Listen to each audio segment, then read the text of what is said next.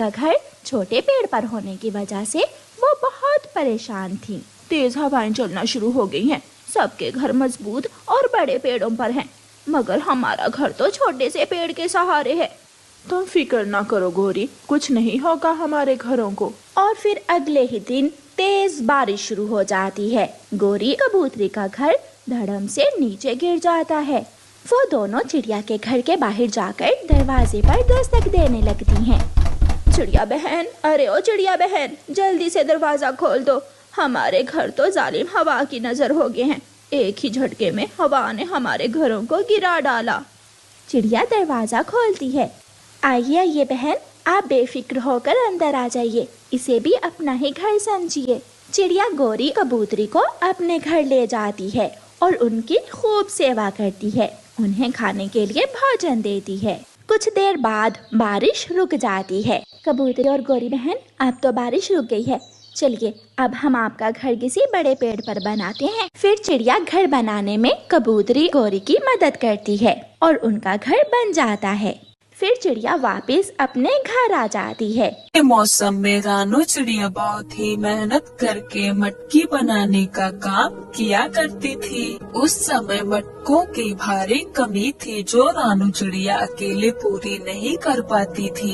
हे ऊपर वाले, अब मैं क्या करूं? मैं मटकी बनाऊं या फिर इन्हें बेचने बाजार जाऊं? यही तो दिन है जो 4 पैसे ज्यादा कमते हैं। ऐसा सोचकर रानू रात भर मटके बनाती और उन्हें सुबह होते ही बेचने चले जाते। कुछ ही देर में उसके सारे मटके बिक जाते। फिर वो अपनी बैलगाड़ी मिट्टी की खदान की तरफ ले जाती है। ये मिट्टी एकदम चिकनी है, आज मिट्टी यहीं से ले लेती हूँ, आज आगे नहीं जाती। ऐसा सोचकर रानू चिड़िया बैलगाड़ी को मिट्टी से भर लेती है। तभी चिड़िया की नजर कौवे के बच्चे की तरफ जाती है जो अकेला बैठा था। चिड़िया उसे अपने पास बुलाती है। अरे बेटा, आप इस सुनसान जगह पे अकेले क्यों बैठे हो? चिड़िया आंटी, मुझे काम चाहिए और मुझे काम नहीं मिला तो मैं यही बैठ गया। मेरा कोई घर नहीं है।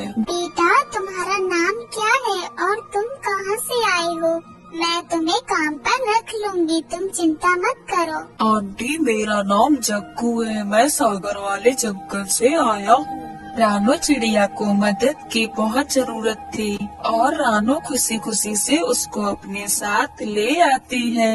जग्गू बेटा, मैं ये मटके बनाने का काम किया करती हूँ। जब मैं ये मटके बनाऊँ तो आप इन्हें धूप में रखना और पके हुए मटके गाड़ी में रखना, फिर हम दोनों बाजार चला करेंगे। ठीक है आंटी जी, मैं ये सारे काम कर लूँगा। मैं अभी ये मटके धूप में रख के आता हूँ।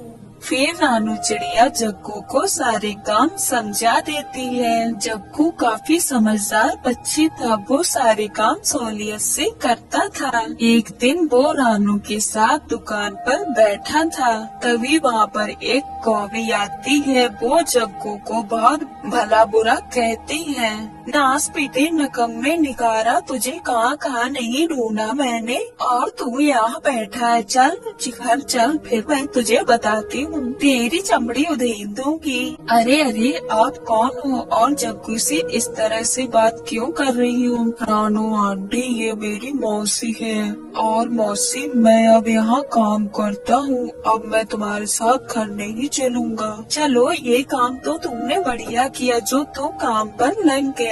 चिड़िया, इसकी कमाई सारी मुझे देना। चिड़िया, इसके माँ बाप के मरने के बाद इन दोनों भाई बहन का खर्चा अब मैं उठाती हूँ। चलो, अब तक के मुझे सारे पैसे दे दो। जग्गू तो चुपचाप बैठा हुआ था। चिड़िया अपने गले से निकालकर पैसे उसको दे देती है और कौवी वहाँ से चली जाती है। जग्गू, आपकी मौसी और एक बहन भी है, आपने कभी नहीं बताया, झूठ क्यों बोला? आंटी जी, मेरे माँ बाप को ये बुरी चील ने मार दिया। और हम भाई बहन अनाथ हो गए और हमारी मौसी अपने घर ले गई और धीरे धीरे हमारे घर को बेच दिया और हम भाई बहन पर अत्याचार करने लगी, इसलिए हमने मौसी के घर को छोड़ दिया। लेकिन बेटी, जो आपकी बहन है वो क्या मौसी के पास खुश है? नहीं आंटी, वो बिल्कुल भी खुश नहीं है। मौसी उसे बात बात पर मारती है और घर का सारा काम कराती है और जंगल से लकड़ी मंगवाती है। मैं इसे लेकर कहाँ रहता, इसलिए मैं उसको साथ नहीं ले आया। मुझे अपनी बहन की बहुत याद आती है। जग्गू की ये बात सुनकर रानू तो उदास हो जाती है और मन ही मन विचार करती है। जग्गू बेटी, मैं आपके लिए कुछ न कुछ जरूर करूँगी, अब आप चिंता ना करें। लो ये खाना खा लो, आपने घर पर भी नहीं कुछ खाया था। ऐसे रानू चिड़िया जग्गू को अपने पंखों से खाना खिलाती, दिन में अपने सारे घड़े बेच देती है। दूसरे दिन जग्गू की मौसी फिर से आती है और उससे पैसे मांगती है।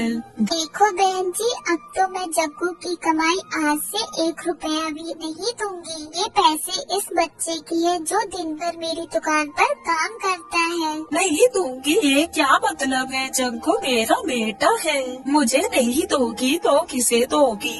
वो आप जग्गू से ही पूछ ले, पैसे किसे देना है। मौसी, हम अपने पैसे आपको क्यों दें? आप हमारा घर तो बेच कर खा गई और हम पर कितना अत्याचार करती हो। मैं तुम्हारे साथ एक पल भी नहीं रहना चाहता हूँ, तो आपको मेरे पैसे पर कोई हक नहीं। अगर तू हमें पैसे नहीं देगा तो तू अपनी बहन को भी अपने साथ रख ले, मैं उसे अपने घर में नहीं रखूंगी। मौसी, हम अपने पैसे आपको क्यों दें?